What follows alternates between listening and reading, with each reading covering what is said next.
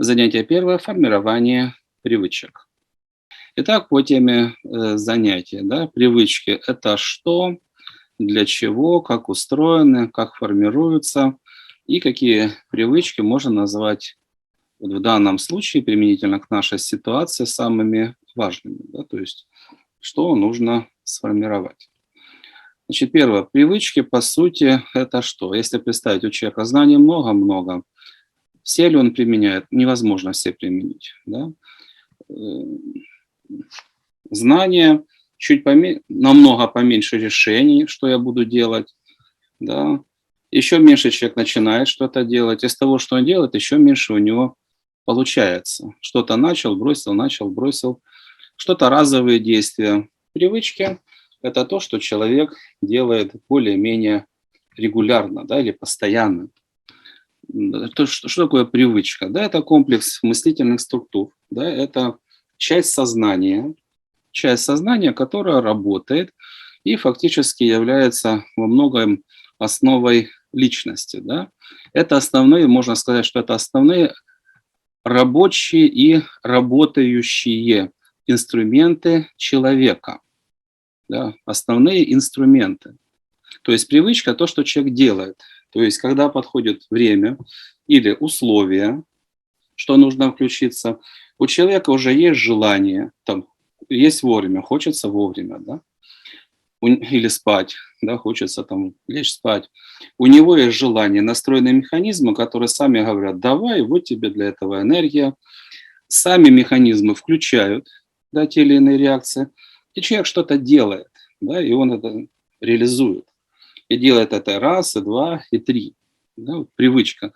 Это основные инструменты. В большинстве случаев пытаюсь, не получается, хочу, там что-то сопротивляется. Да, многие инструменты, они не рабочие или разовые. А привычки – это основные рабочие и работающие инструменты личности человека. Да? Что характеризует человека во многом или прежде всего? Куда человек вкладывает свое время? Куда ты тратишь свое время? Вот это и есть кем является человек. Да? Куда он вкладывает свое время? Туда, куда ведут его привычки, как он привык, да, действовать по жизни. Поэтому это основные инструменты, которые постоянно воплощаются в жизнь. То есть когда взять работающие привычки все вместе, комплекс привычек, то фактически они характеризуют человек кто. Да, если у него там здоровый образ жизни, регулярные тренировки, да, это вот здоровый образ жизни. Человек спортивного плана, и это его судьба. И как ты выглядишь, и как ты себя чувствуешь, и какова твоя работоспособность. Да? Привычка в конечном итоге определяет судьбу человека. Ну, предположим, сегодня мы будем немножко о другом говорить. Скажем, привычка работать со своей судьбой. Есть привычка анализировать цели, планы, ситуации, достижения и потери. У человека есть привычка управлять своей судьбой. Нет этого времени думать. Неважно, сколько человек знает. Его судьба колея. Почему?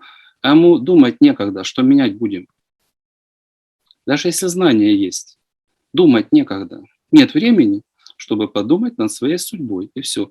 Изменения не происходят. Почему? Нет времени собрать всю информацию вместе, проанализировать и принять решение, что будем менять в своей судьбе. Нет привычки и нет результата. Да? Поэтому привычка – это характер, как следствие – это судьба. Как она устроена? В нашем сознании это то, что мы сказали, комплекс мыслительных структур. То есть это множество программ, которые сказали, что я делаю, почему это нужно и так далее. То, что нужно, чтобы механизм работал, чтобы был мотивирован, да, человек, и был работающий механизм. И практически или полное, или в основном отсутствие программ, почему этого делать не нужно. Да, потому что человек говорит, это нужно, но ну, что это не привычка, да, это дергание. А привычка нет. Человек действует, и вот программа его внутренне не останавливает. Поэтому это мыслительная структура, да, там, где принимаются решения. А если представим наша чакра, примерно, ну, основная часть, это мыслительная структура, решение и энергия, которая выбрасывается для того, чтобы системы срабатывали. Открыться, порадоваться, закрыться, убежать. Да, вот. Энергия для определенных реакций, для определенных действий. И второе – это плюс память. То есть если мы что-то переживаем, там, любое состояние, мы там что переживаем, то ли радость, то ли боль какую-то, это отпечатывается в нашем сознании.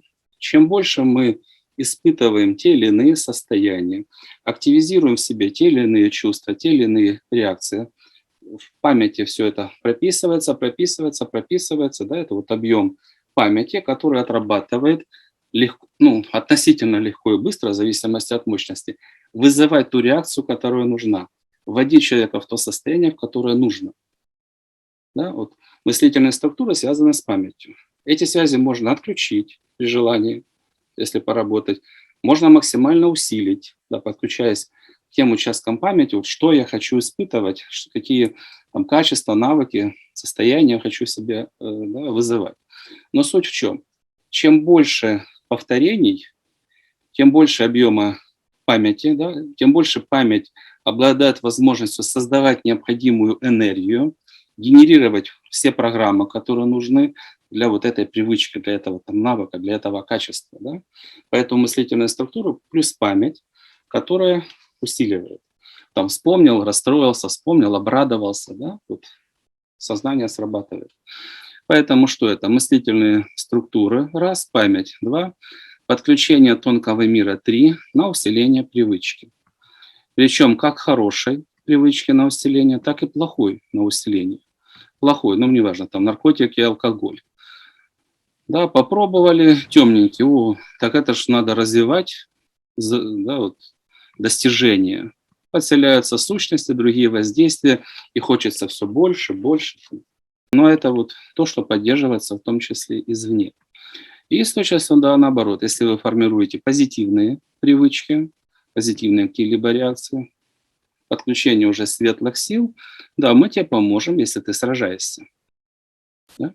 Тогда идет поддержка, ну, неважно, там, регулярно заниматься спортом или жить в состоянии покоя и радости.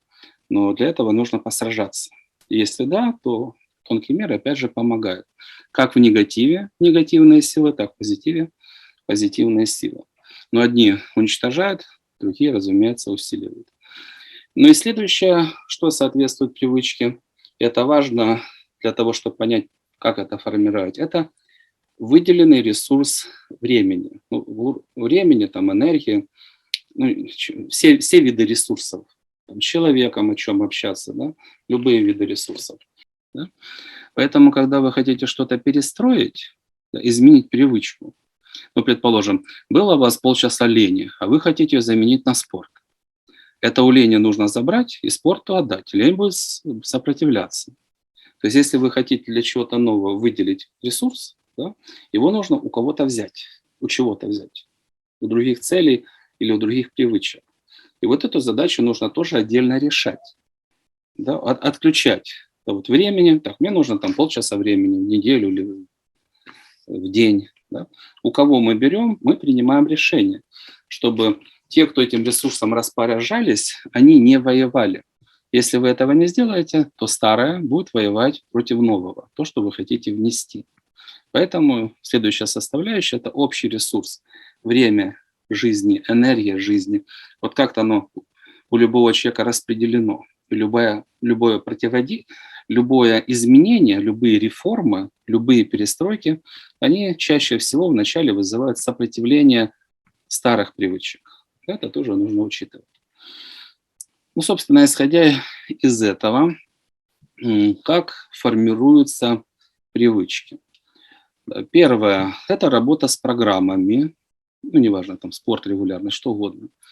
То есть необходим весь комплекс, скажем, программного обеспечения, сначала на уровне мотивации, затем технические вопросы, как это на практике делать. В конечном итоге мы должны прийти к чему? Все необходимые программы есть, да, вот что мы хотим, цель, какова ценность этого, роль того, что мы хотим сформировать, для чего это нужно, да, то есть все необходимые, как это сделать, позитивные программы, и все, что против, должно исчезнуть. То есть мы должны ответить для себя на все возражения, и они должны быть сняты с повестки дня.